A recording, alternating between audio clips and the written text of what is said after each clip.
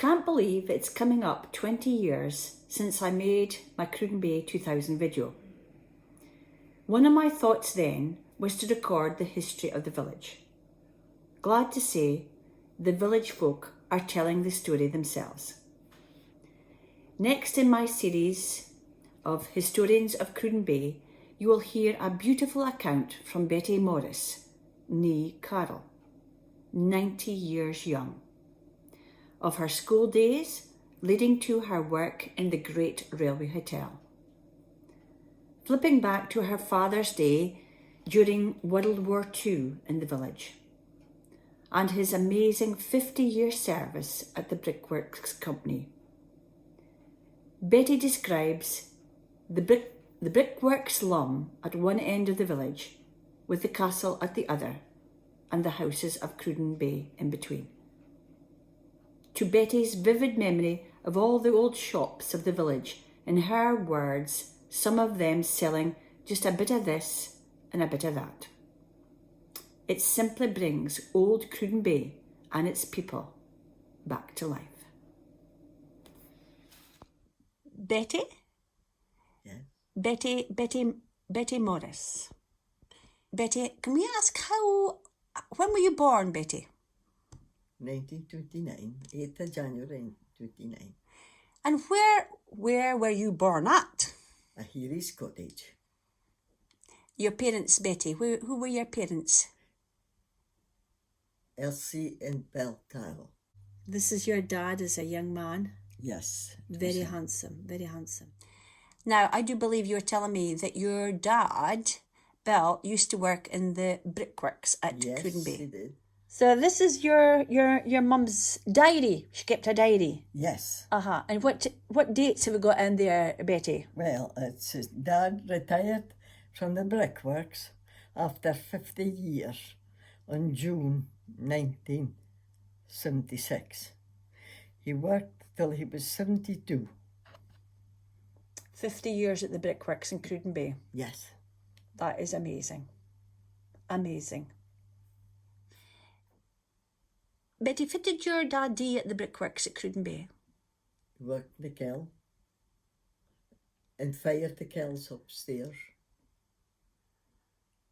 Was that for making the bricks? For heat, cooking the bricks, I presume.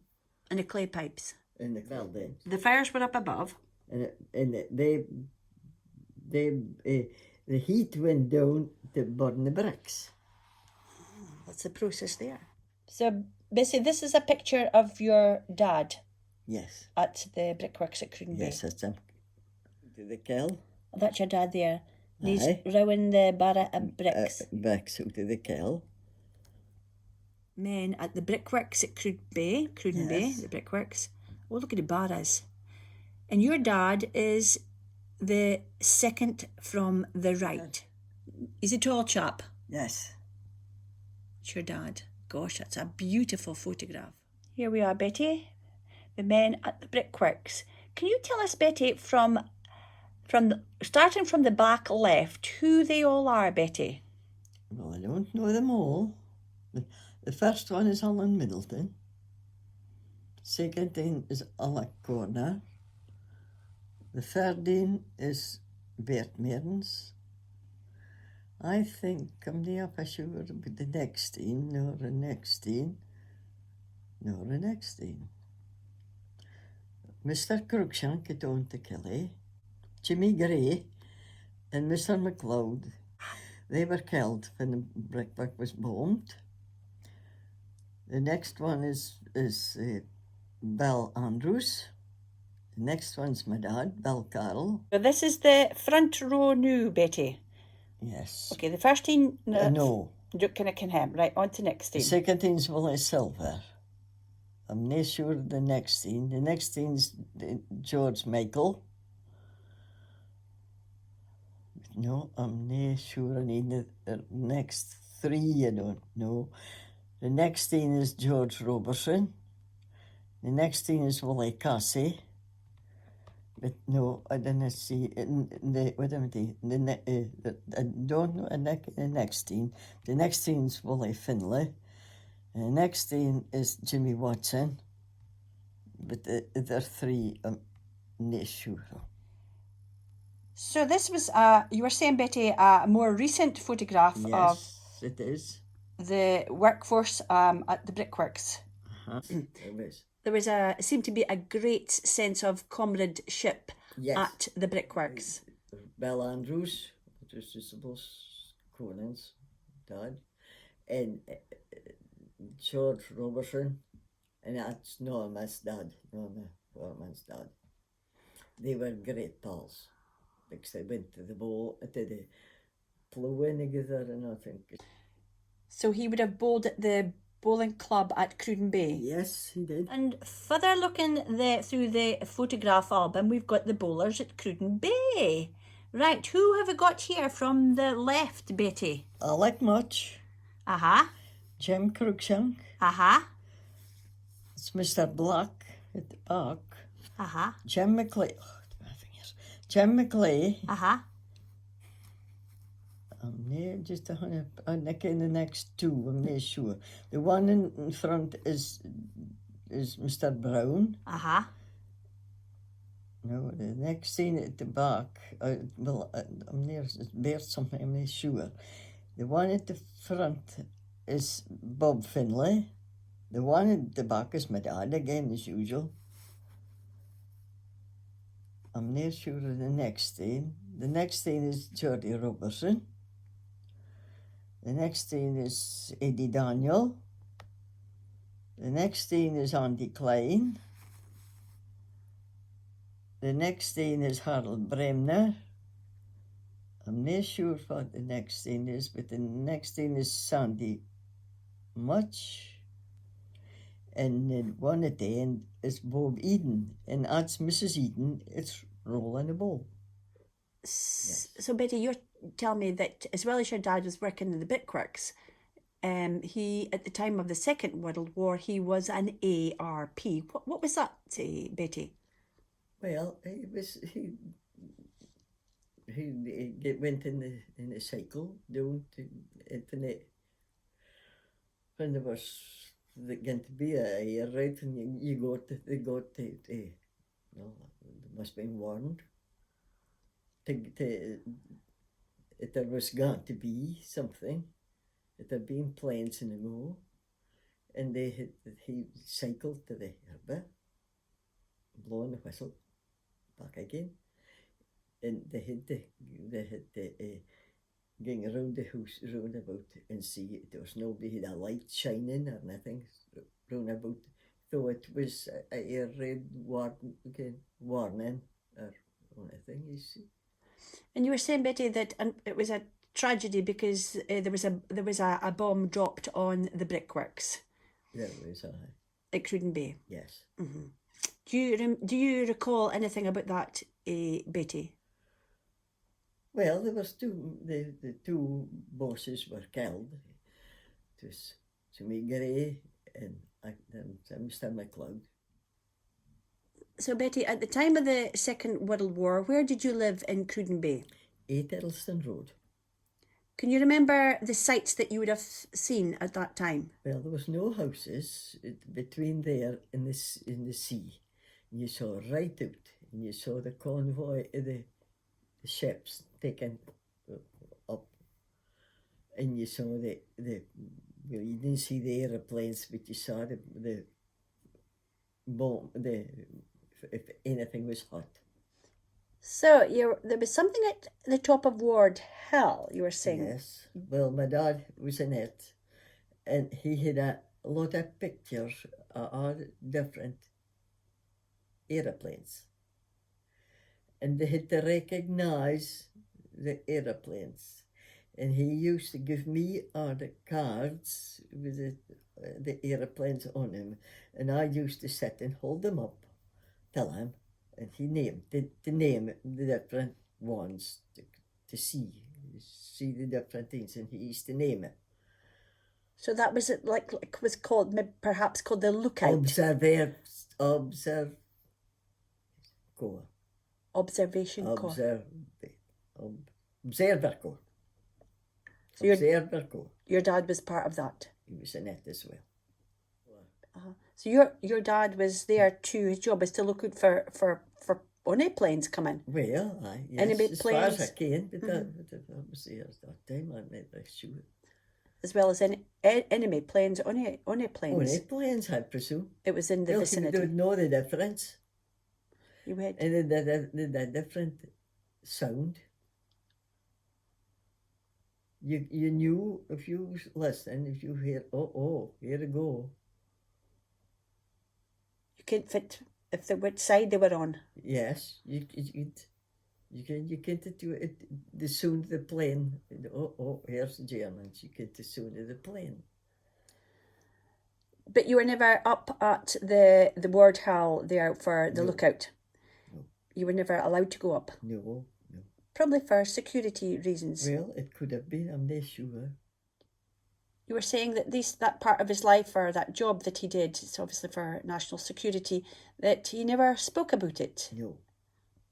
Was it? Never spoke about it. No. This is a medal that your dad got from the Observer Corps, Cruden Bay. Betty, you were saying before you came to Cruden Bay, your family, you actually born at Tahiri's.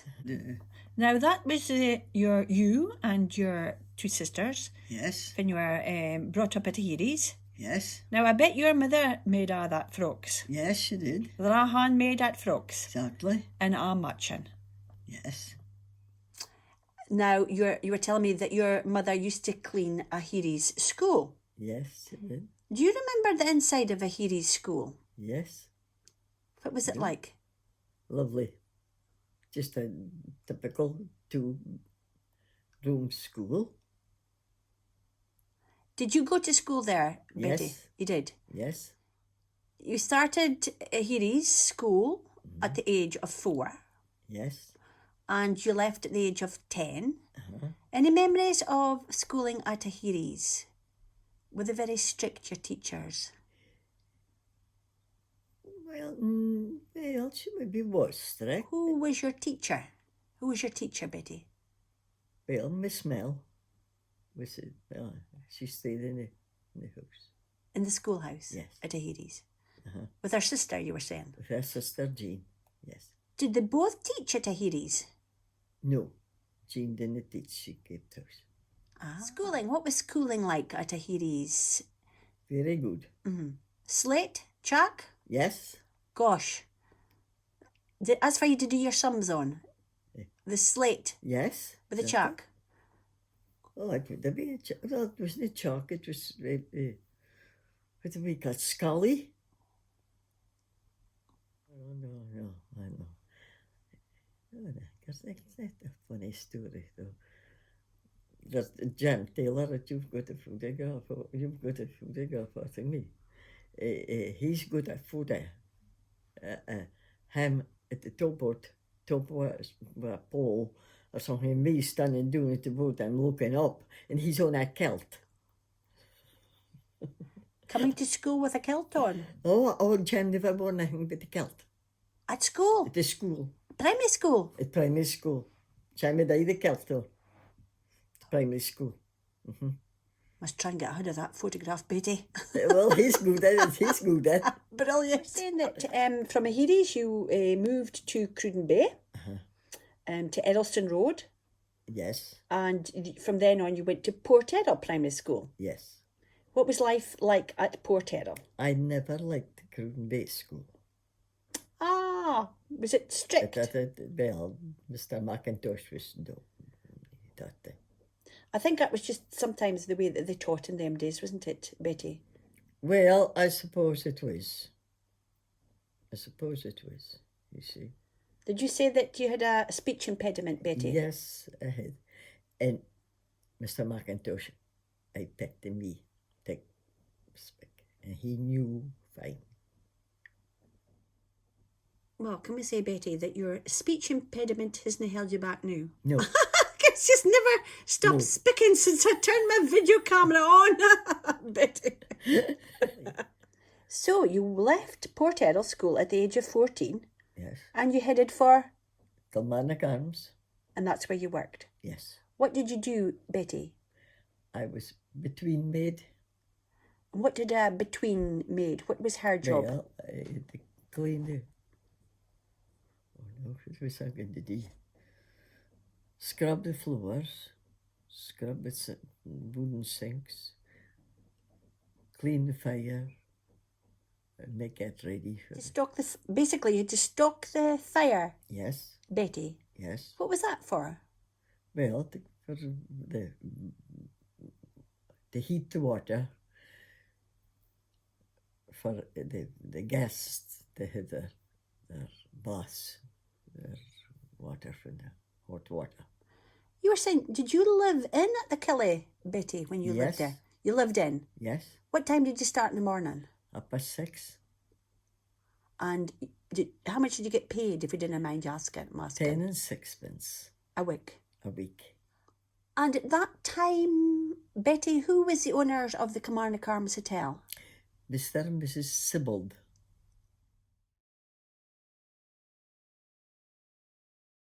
So you were in the back scenes at the Kilmarnock Arms Hotel. Yes. So you mightn't have just seen the steed of folk coming and going. No. Well, you maybe got off, but you didn't get out. Your time You could maybe get to your bedroom maybe for half an hour or whatever. during the day. At twin times maybe or whatever, but you didn't get out until 10 o'clock at night till 5:30. You could go home and come back. So basically, you got half an hour's break. Yes. Get out. Uh-huh. You had to be in a hotel. Did you get holidays? No, I don't think so. I never had holidays, no. So after working at the Kilmarnock Arms Hotel with Mr. and Mrs. Sibbald, you then went to, where did you go after that, Betty? Where did you work after that? The laundry.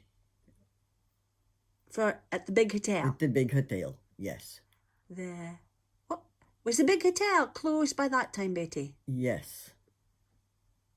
Was it had the soldiers occupied it at that time? Yes. No, the soldiers were aware, but it was run by the military. Because the military stayed. There was the house at the laundry. There was one or two men to do with the laundry. It was still under the military. You see. And what was your job there at the laundry? In a check-in room. And what were you checking, Betty? Checking the bundles of dirty clothes before they were... You had to put pins in everything at you. So when they come to the other end, they got them all together in the same number of pen. Gosh. And they got them back into the same bundles again with the names on it. Whatever was a ticket on them and the number. You see. Was this for the soldiers who were frequented the railway hotel? Well, the Aberdeen barracks, and I'm not right sure though, up the way, Elgin Way, I'm sure it was up in that direction. That their clothes had to be put to? They had to get everything for there. That's interesting, Betty. The laundry. Yeah. They were serving a bigger area. Yes. At that time. Yes. And this was after the soldiers had actually physically come out to the hotel. Yes. Betty, The blankets had come, they were washed at the laundry, and well, it started at the check-in and right through, and then they were rolled up, and then they were stored there for them to come and lift them again to take them back to where they came. distributed to the various army posts. Yes, where they came from. So when you were at Cruden Bay School, you were saying, Betty, that you remember going into the railway hotel as a bairn. Yes, with the school children, for the school, children for the school were up. But I don't know if it was at Christmas or whatever, but we got cups of cocoa and at the front door. I mightn't get into the front door of the big hotel. And where were the soldiers that were giving you the cocoa? Where were they from? Norway. were Norwegians. Norwegians. This is a lovely story, Betty. You were saying that way back, you can remember, obviously you were just a bairn at the time, but the Norwegians being there, the Norwegian soldiers, that some of them actually went on to marry some of the local quines of Cruden Bay. Yes, they did. Aye. Do you remember who they were? Yes, Mary Main married Rolf Rigg.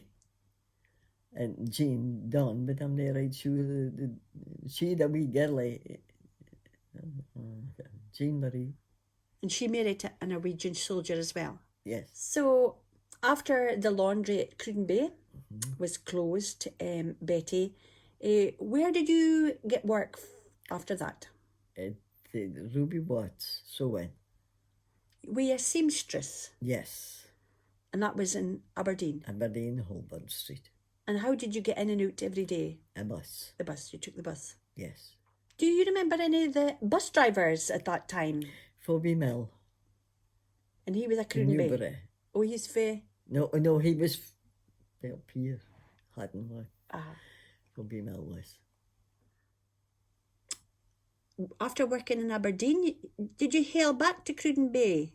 Yes, I did. Betty? Yes, I did. Where did you work after that? The Cope. The Cope? Scottish Cope. We didn't know there was a Scottish Cope in Cruden Bay. Where was it? Where was it, Betty? Main Street. Ah. What was it look? What did it look like? Just a typical shop. Groceries, errands. Groceries. Groceries. Groceries and you anything. General was it? You had paraffin. You everything. You see.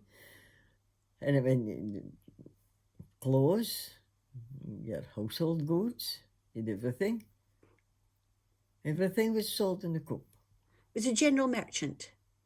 A general merchant, exactly. My gosh, you were just saying that this is before your time, though, Betty. Exactly. What was above the Coop shop? A millinery. What did they do? Make hats. Oh my, how fancy. They made hats in Cruden Bay. Yes. Well, Betty, we're into episode 3. Right. You can ask Betty. This has just been a pleasure for me to meet you, Betty. You know, you have got such a vivid memory of Cruden Bay. Now, you're just recalling about all the different shops that you mind as a bairn. Well, actually, you came to Cruden Bay, you came down in 1939, Yes. Betty. What do you remember how Cruden Bay looked at that time in the shops? Okay, so we're starting along Main Street in Cruden Bay. Is this from the Kelly Doon? Yeah. Yeah, for the Kelly Doon. The Kelly Doon. Yeah. There was the bakers, some of the bakers, and the butchers in the corner across the Kelly. And then down a wee bit you come to Edgar's shop, garage. Next was Elsie Shepherd's little shop. She sold anything and nothing. Then you came to the post office, and then further down come to the Scottish Coop, the corner, and the road goes up to the hall, and then across the road was Jason's shop. It sold groceries and have you. Next it was the shoemakers, bakeries, shoemakers. Further on, in the same side was Maggie Tate's chip shop. And then down past the car. So you're doing past the Congregational Church now. Yes. We're in Rowan, Cruden Bay. No, well, you go down, well, instead of going round the road, you go through Dardanelles and out at the top of the new block. And on your left, it was Malcolm Ritchie's shop. He sold anything and nothing. Across the road a wee bit further down was Walker's fish shop. And just this side of the ladies' bridge was Don's chip shop. And across the road was the mission hall. A wee bit further on, you come to Sammy Mills on the right-hand side. Well, he's sailed to anything and nothing. And across the road in Ward Street was Miraki's shop. She sailed to anything and nothing. And then there was Downey's Bakery was about Ward Street somewhere. And I think that's about it as far as I... Well, you might know that, Betty. I'll tell you, you're doing so well. Yeah. You can nearly visualise that, Betty. But what a prosperous little place Cruden Bay was at that time. It was at that time. And you know, people didn't have cars, Betty, so they relied on these shops. They relied on the shops. Among the shops there was then. But before the post office went down, it was there only I went down. But the post office used to be in the Kilmarnock. It wasn't because Mr. Cruikshank was married twice. Now, Mr. Cruikshank was the man who owned Kelly. the Kilmarnock Arms. Yes. You know, Betty, this is better than reading any book. You know this, of the history of Cruden Bay, because it's living history, Betty. Living history. Now, we were saying about Mr. Cruikshank, who owned the Kilmarnock Arms Hotel. Now, his name has cropped up a few times, Betty. Can you tell us more about Mr. Cruikshank? So, as well, Mr. Cruikshank, owning the Kilmarnock Arms Hotel, what else can you tell us about what did he own, Betty? Well, he owned the brickwork, Eddleston Farm, Brayhead Farm, farther with a school and that's built now, in the farm at Brayhead. And then further across, he would have had a Martin, Eddleston, a Heary's, in the Mayor, that was near Little Longhaven. Gosh, quite a figure. That was as far as he... Oh, he was quite a character. He used to come up and round about on a bike instead of his car to see what everybody else was doing. So I thought... He was keeping an eye on them. Yes, I think he would be there. Keeping an eye on To see everybody. to see what everybody was doing. Ah, so here's a connection, Betty. Mr. Cruikshank, who owned the Killie, and also Eddleston Farm and the lands round about it, whom your dad used to work for. He had 2 daughters. Yes. And one of them was... Mary Garden. Ah, now we hear her name be mentioned in the village as the Mary Garden Trust. So, Betty, where did Mary Garden live? Sunnybank. And what did she do round about the village? Well, she was a great involved in the church and the guild and anything like that. As far as I know. And you were saying at the end of her days, she bequeathed money, yes, to the community and to the Cruden Parish Church. Cruden Parish Church, yes.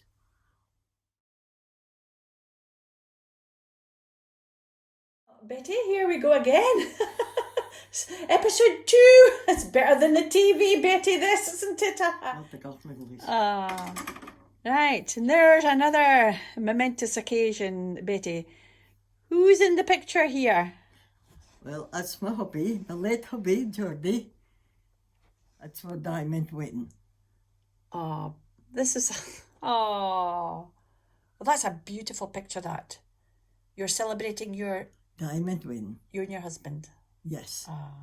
And what's that? Who's that there in the picture? It's a queen? Oh, it's a queen. That's a card for the queen. Oh.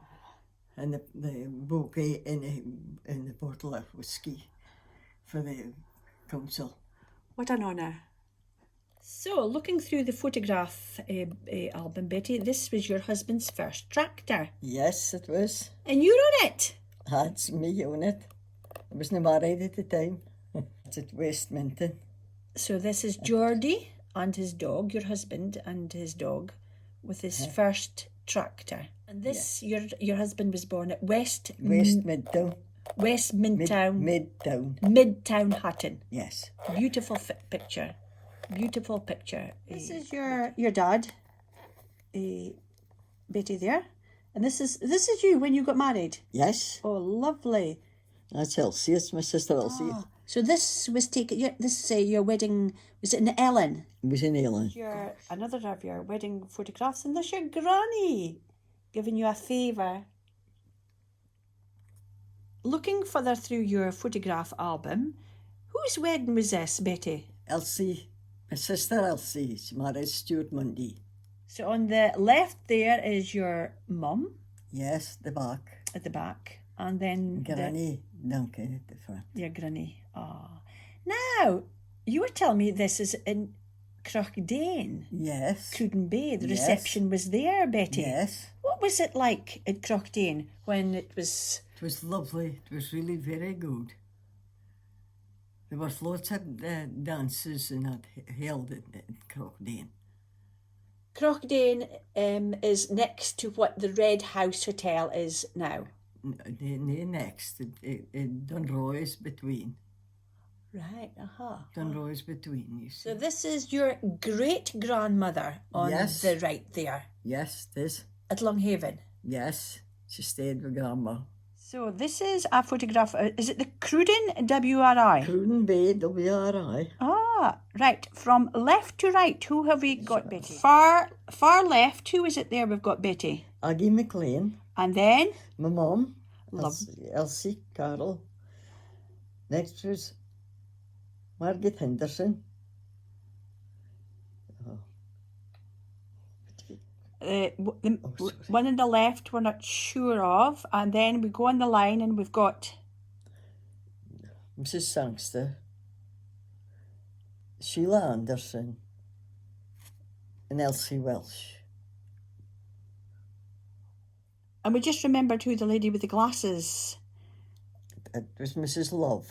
Now I remember her, Betty, because she had the shop in Cruden Bay. Yes, she did. That's it, Mr. and Mrs. Love. Yes. They had a wool shop. Now, Betty, this is a most splendid photograph. Mostly Cruden Bay ladies, but some Hatton as well, meeting a gathering at I think that looks like the public hall. I think it's a public hall. I think that's a window up the stair. Yeah, and I recognise somebody in the bottom row, right-hand corner with the glasses and the hat on, and that's Mrs. McIntosh, who used to be the school teacher in Port Errol. Now, there'll be a lot of folk out there watching this that will recognise a lot more of the wifeys here. Betty, you were saying that this is a photograph that you took. Yes. Of the youngsters of the village at the back of the co-op on Main Street. Yes. Scrabble time. Cruden Bay Senior Citizens Club. Oh, super. Oh, lovely.